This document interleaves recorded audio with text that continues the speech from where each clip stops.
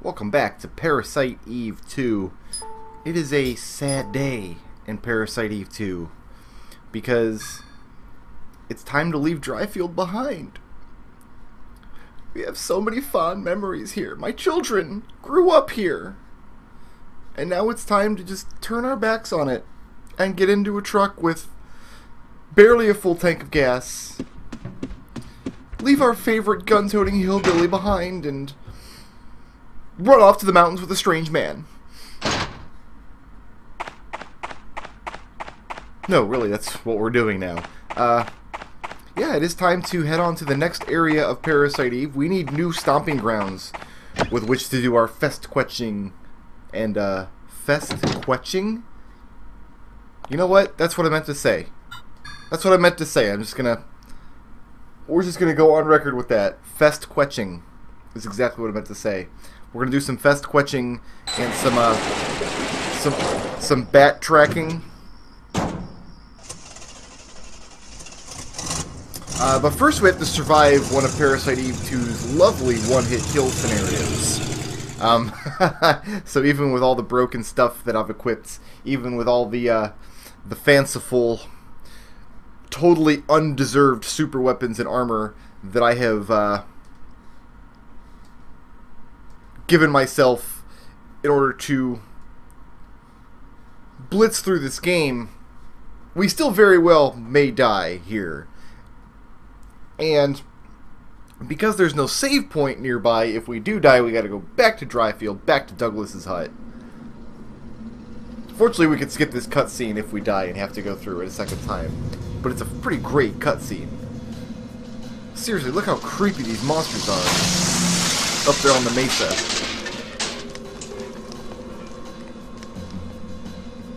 I don't know what Kyle was drinking to just blast through that barrier like that. Personally, I would have stopped the truck and opened the barrier. That truck looked like it was going to fall apart. I would have never trusted that truck to survive any kind of impact. Jeez, look how creepy these horrible things are. Especially the big guy. Oh, goodness. There's old wise grandfather mutant puma.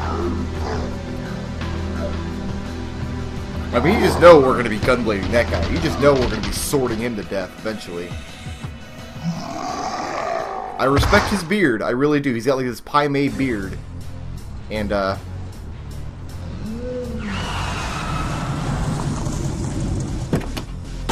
half expected Kyle to crash there. I'm going to be honest. I have expected to hear a horrible crash. Maybe don't bring a sword to a gunfight. Maybe. Maybe help Kyle shoot some of these monsters. No good, they're just gonna jump the fence. And then Kyle gets his leg bitten off. Damn! No problem. We got this. We got this. Where's he at? Where's he at? Here he comes. There he is. And there he goes. Off the side of the cliff. Now, if the puma hits Aya and knocks her off the side of the cliff, it's game over. Do not pass go. Do not collect 200 BPs. Alright, get into the mine. I'm going to kill like 80 more pumas. And we're going to try to do it without firing a single shot. We're going to send all of these assholes off the cliff if I can help it.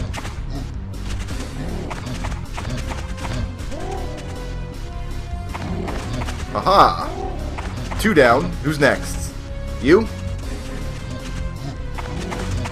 You're gone. You next? See ya. Oh, no. He didn't go nowhere. Oh, God. This is dangerous. Getting dangerous. Alright. We're back on track. We're back on track. Sometimes getting them run off the cliff can be a little tricky. But, oh, not that time. That guy he just wanted to go. He didn't want to be a mutant puma anymore.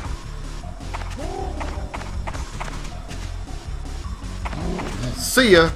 I want to get away from this screen transition. That's just going to bug me. That's just going to be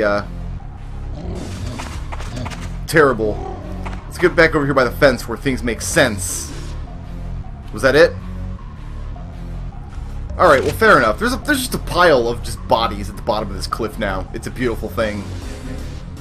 So there, now you know how to do this in case... You know what, we're going to switch with this Recovery 2. Why take a Recovery 2 over Recovery 3? In fact, let's just go ahead and... all this useless stuff that we don't actually need to worry about. These Hydra bullets we don't want. These 9mm bullets we don't want. We'll keep the penicillin, we'll keep the recoveries.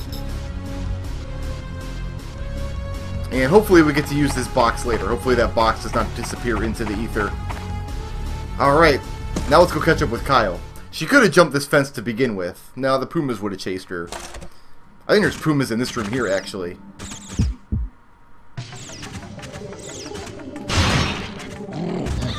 This is one of those rooms where she keeps,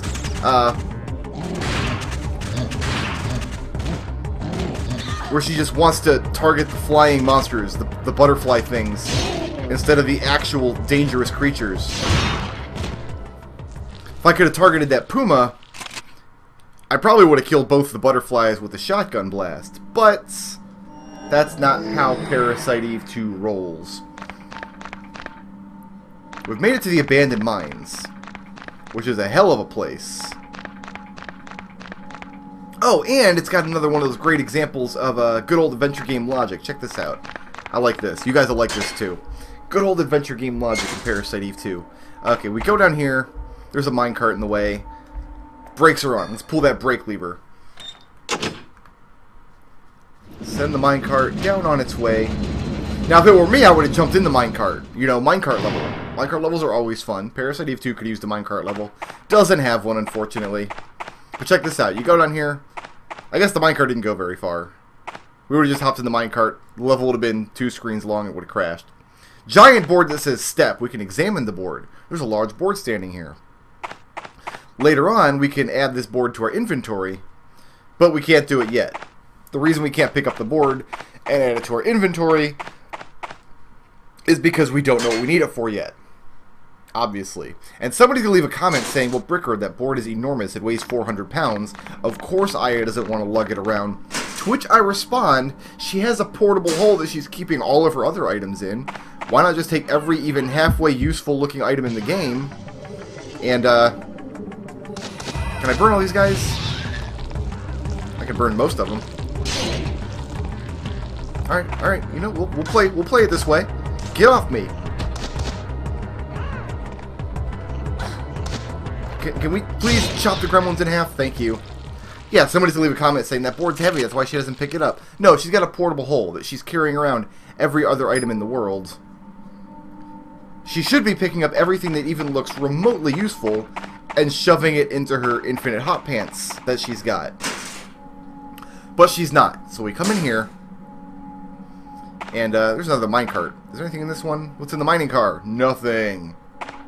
Not even a lump of coal. Not even fool's gold. Now we come down here, and there's a gorge. The rails break off here.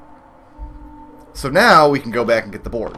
But you can't pick up the board until you examine the thing you need it for. So when you're speedrunning the game, or even if you're just playing for your second or third time and want to go through the most efficient path, you still can't, you can't just collect the items you know that you need and then use them in the place where you know that you're going to need them. You have to go examine the place where you need them first. That's not true of every single case in Parasite Eve 2. It's like keys and stuff happen to just fall into your lap. Usually after a boss fight, something will drop into your lap, or an NPC will give you something. But in this case, it's like this board is very obviously standing out. It's something that could be useful. Aya can carry infinite amount of items in her hot pants. She's not, well, not infinite items literally. She does have an inventory limit. Actually, no. No, she doesn't. She only has an inventory limit for like ammo and weapons and things. For key items, she can carry on as much as she wants. She can carry on 500 things in her key items. So yeah, no, I stick by my original assessment. She has the infinite pocket hot pants. She should be able to stash that board, not knowing why she's going to need it. And I remind you, there was a puzzle in the last session in the Dryfield Hotel where she had to solve a puzzle to open a cash register without knowing why she was going to need to get in there. So the game was a little inconsistent about in-universe and out-of-universe knowledge. Alright, let's pop this board down. Used board.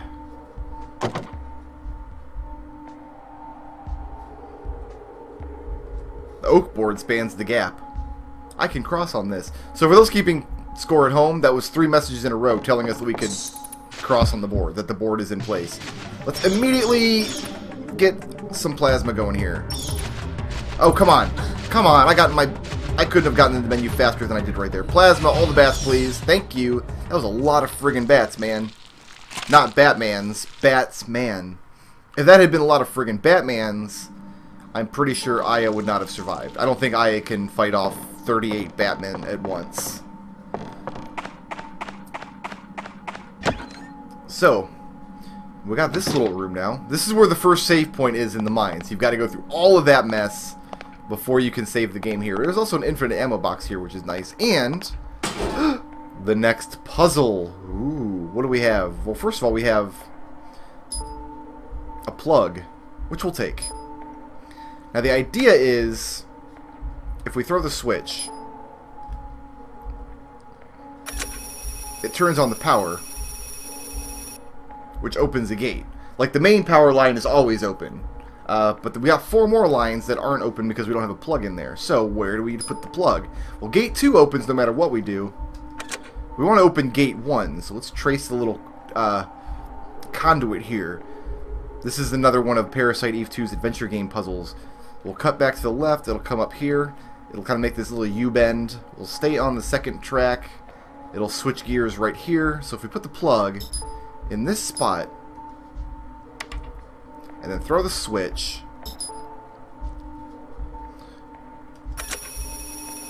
we should pop both gates. Ah, I heard the faint sound of a motor. So, puzzle solved. Let's roll.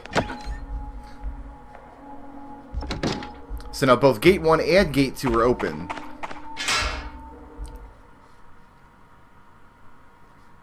And here we are. In probably the darkest room of the game. It's so hard to see anything in this room. Is Kyle afoot? No, he's nowhere to be found.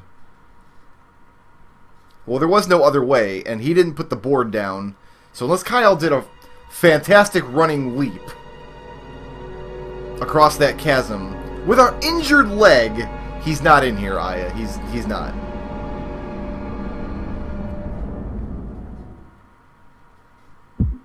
Uh-oh. So, it's time to fight Grandpa, and he's really difficult. But you've got like these gas barrels, these oil barrels that are around the room. And the idea is if you get him to stop next to a gas barrel and then blow it, and he takes a bunch of damage. But we've got a gun blade. So what we're going to do is blow the gas barrels so they can't... so they don't eat up our targeting, and then just wait for a situation where we can... oh, see, like right there. That gas barrel ate up my targeting. So if we destroy all of them... got Aya, why? Why are you... there we go. It's gonna knock me over. Sure, that's fine. We only need like 1 or 2 good hits on him.